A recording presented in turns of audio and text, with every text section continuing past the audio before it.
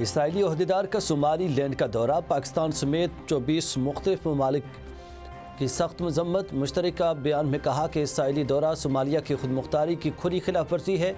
مسلم ممالک کا صومالیہ کی وحدت اور علاقائی سالمیت کی مکمل حمایت کا اعادہ۔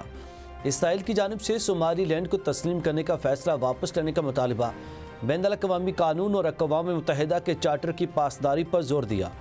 صومالیہ کے سفارتی اور قانونی اقدامات کی حمایت جاری رکھنے کا بھی اعلان۔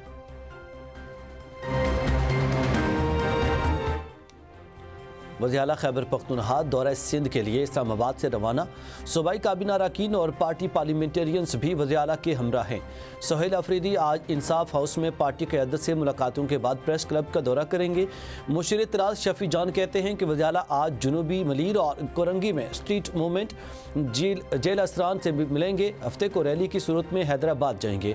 وزیر اعلیٰ اتوار کو کیماڑی اور ضلع غربی میں اسٹریٹ موومنٹ کے علاوہ مزار قائد پر حاضری دیں گے۔ پیر کو وزیر اعلیٰ سندھ سے ملاقات اور سندھ بار سے خطاب کے بعد واپس پشاور روانہ ہوں گے۔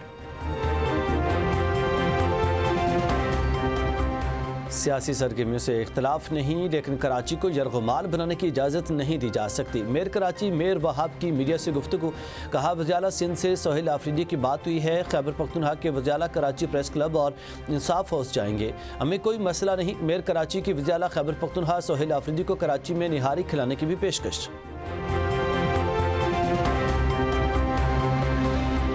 پاکستان کے نام پر کسی صورت حرف آنے نہیں دیں گے۔ وزیر داخلہ محسن نقوی کی ایف آئی اے کو امیگریشن قوانین پر مؤثر عمل درآمد کی ہدایت۔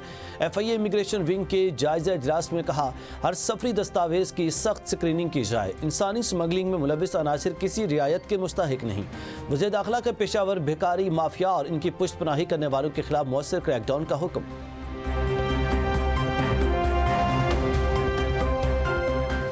پنجاب کے سرکاری اسپتالوں میں انٹرنیشنل لیول کی جدید ترین ادویات ملیں گی۔ وزیر اعلیٰ مریم نواز کا نئی اور جدید میڈیسن کی لسٹ مرتب اور کمیٹی بنانے کا حکم۔ ہیلتھ پروجیکٹس کی پیش رفت پر جائزہ اجلاس میں مریم نواز نے کہا، 80 ارب روپے میڈیسن کے لیے دے رہے ہیں، ادویات نہ ملنا ناقابل فہم ہے۔ اب عوام کے پیسے اور وقت ضائع نہیں ہوں گے۔ نااہل اور کام چوروں کو گھر جانا ہوگا۔ اجلاس میں دوران ڈیوٹی موبائل کے استعمال پر پابندی پر اتفاق۔ اسپتالوں کے سیکورٹی گارڈ، وارڈ بوائے، نرسوں، فارمیسی اسٹاف کو باڈی کیم لگانے کا فیصلہ۔ وزیر اعلیٰ کا اسپتالوں میں میڈیسن کی فراہمی کے فول پروف طریقہ کار کا حکم۔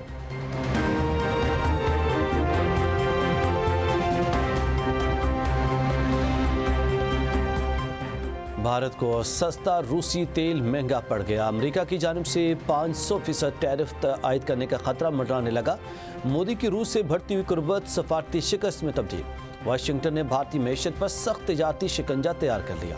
بھارتی جریدے انڈیا ٹوڈے کے مطابق گزشتہ برس امریکی صدر ٹرمپ نے بھارتی درآمدات پر 25% ٹیرف اور روسی تیل خریدنے پر اضافی 25% جرمانہ عائد کیا۔ بعض اشیاء پر ڈیوٹیاں 50% تک پہنچ گئیں۔ دسمبر 2025 میں بھارتی چاول پر نئے ٹیرف کی دھمکی بھی دی گئی۔ عالمی پابندیوں اور تجارتی محاذ آرائی سے مودی سرکار کا معاشی ماڈل بے نقاب۔ ایک طرف امبانی اور اڈانی کے اثاثوں میں بے پناہ اضافہ، دوسری جانب بھارتی عوام 2 وقت کی روٹی کو ترسنے لگے۔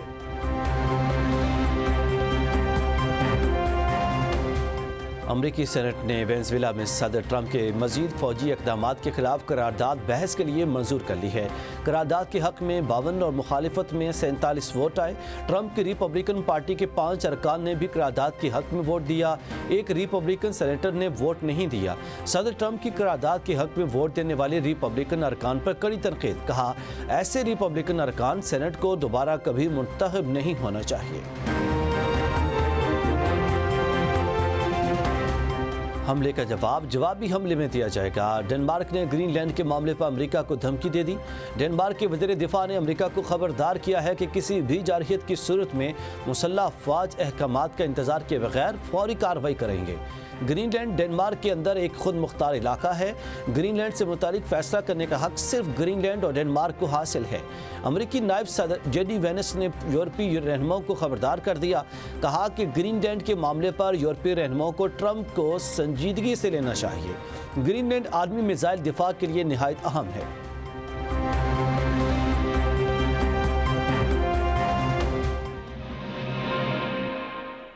السلام علیکم، آپ دیکھ رہے ہیں نیوز اور میں ہوں عرفان امتیاز۔ ہیڈ لائنز آپ جان چکے ہیں، بلیٹن کا آغاز کریں گے ایک بریک کے بعد، ہمارے ساتھ رہیے گا۔